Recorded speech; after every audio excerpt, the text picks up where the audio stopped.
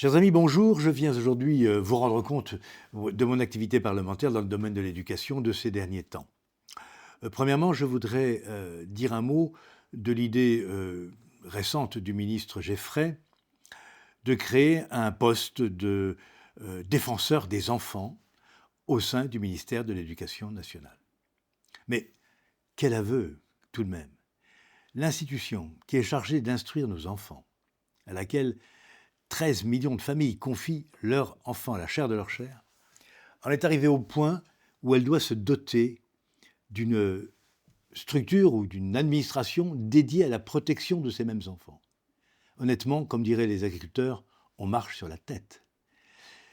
La mission fondamentale, la vocation de l'école, c'est d'instruire, de transmettre, mais évidemment de protéger les enfants qui lui sont confiés. Comment peut-on imaginer qu'il faille identifier une fonction spécifique de protection de l'enfance au sein même de l'école? Pour moi, c'est une absurdité, ça n'a pas de nom. Et donc, je voulais attirer votre attention là-dessus parce que ça montre l'état de délabrement, comment dirais-je, j'ose le dire, intellectuel, moral, politique de ceux qui nous dirigent, et en particulier du ministre de l'Éducation nationale. Enfin, le meilleur défenseur des enfants, c'est lui, c'est le ministre. Il n'a pas besoin d'un fonctionnaire pour l'aider à faire ça. Il y a des professeurs, il y a des chefs d'établissement, il y a la vie scolaire, il y a des infirmières, des psychologues, des médecins scolaires. Enfin, tous ces gens-là, tous ces fonctionnaires de l'État, tous ces officiers publics ont pour première mission de protéger les enfants qui leur sont confiés et évidemment aussi de les instruire et de les éduquer. Donc, si vous voulez, ce nouveau gadget, avec un plus assorti d'une sorte de suspense sur le nom de l'impétrant, mais tout ça est ridicule. C'est même grotesque pour vous dire le fond de ma pensée. Alors que le système scolaire s'en va à volo. Non, la vérité, c'est que le harcèlement scolaire continue. Il y a un programme phare dont on a dit beaucoup de bien, dont on a loué évidemment l'efficacité, mais qui manifestement n'est pas aussi efficace que cela, puisque la malheureuse jeune fille qui s'est prise la vie il n'y a pas si longtemps, manifestement, n'a été prise en charge par personne dans son établissement, alors que ceci est désormais la loi. Donc en fait, les programmes, les organigrammes ne servent à rien si les professeurs et les personnels ne s'occupent pas au plus près des élèves qui leur sont confiés et ne distinguent pas rapidement les signaux faibles d'un harcèlement, d'un malaise, d'un mal-être chez les élèves avant que les choses ne tournent au drame. C'est ça qu'il faut faire. Il ne faut pas créer un nouveau poste de haut fonctionnaire.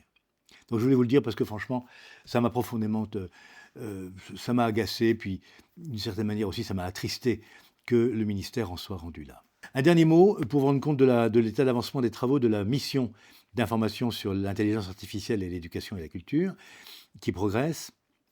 Le fait est que, nous verrons bien, hein, mais pour l'instant, le sentiment que j'en retire, c'est que nous avons en face de nous des géants. Les GAFAM sont des géants, dont les budgets sont parfois supérieurs au budget de l'État français.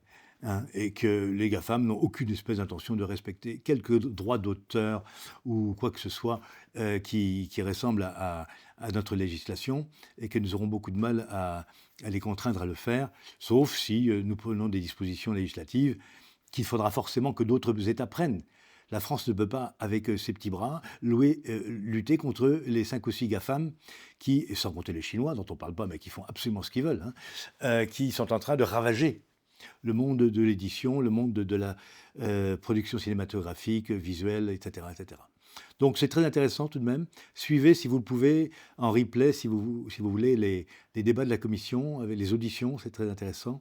Cela montre également l'importance pour l'Europe, hein, d'avoir à légiférer très sérieusement, de manière à ce que l'exception culturelle française, qui est aussi une exception culturelle européenne, ne disparaisse pas dans le magma anglo-saxon que nous sert l'intelligence artificielle, dont par ailleurs, je reconnais qu'elle a, dans bien des domaines, des aspects très positifs, mais nous en reparlerons.